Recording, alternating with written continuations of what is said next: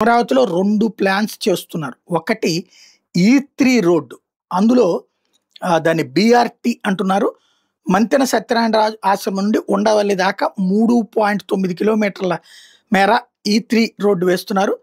రెండో దశ పనులు ఇప్పుడు ప్రారంభమైనాయి. అన్ని సదుపాయాలతో పూర్తి కావడానికి ఏడాదిన్నర పడుతుంది గానీ, రహదారి మధ్యలోని 11 మీటర్ల వెడల్పున్న బీఆర్‌టీ రోడ్డుని మాత్రం శరవేగంగా పూర్తి చేస్తారట. ఈ మార్గంలో ఇప్పటికీ రైతులు అనేక చోట్ల భూములు ఇవ్వలేదట. ప్రస్తుతం 1.8 కిలోమీటర్ల మేర ఇబ్బందులు లేకపోవడంతో పనులు అంతవరకు జరుగుతున్నాయి.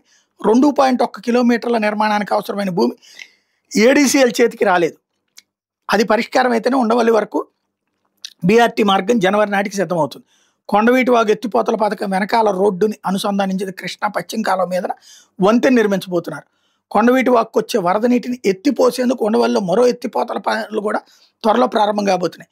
ఇందుకోసం కొన్నాళ్ళ పాటు కరకట్ట మార్గాన్ని మూసేయబోతున్నారు.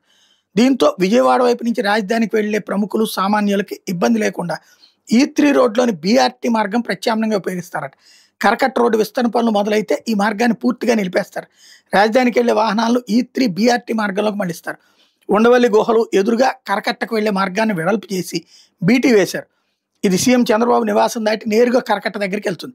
మంతెనాశ్రమం సమీపంలో కరకట్ట దిగువ నుంచి మరో మార్గాన్ని ఈ3 రోడ్డుకు అనుసంధానించారు. కరకట్ట వెంబడి పొలాల నుంచి సీడ్ యాక్సెస్ రోడ్డు వరకు ఇంకో రోడ్డు వేశారు. అవసరాలు బట్టి మరికొన్ని నిర్మించుతారట.